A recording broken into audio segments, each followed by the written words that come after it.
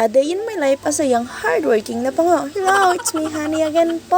Awan itong vlog na to at paudlot-udlot lamang. Kahirap ng gabing-gabi na nauwi. Ang tendency na lang ng katawan ay matulog. Aringat palakad-lakad ang sunog. Parang tinatamad na ako. Gusto ko na lang sa piling mo.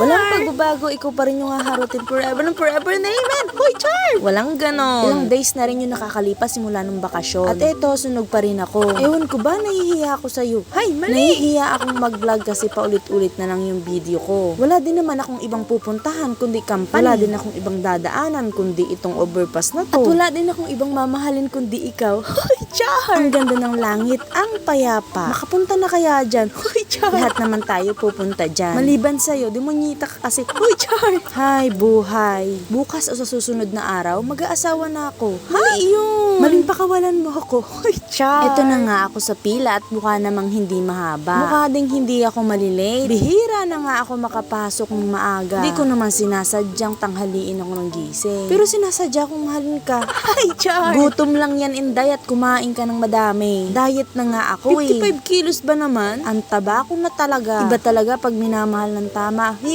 Sana all. Hindi ba pwedeng patay gutom lang talaga ako? Pangit ng term, pero hayaan mo na, totoo naman. Alam nga namang i-deny ko na mahal talaga kita. Hoy, Char! Uwian na lang at wala na akong sinabi kundi puro Char. Pero yung pagmamahal ko sa'yo, hindi yan Char, ha?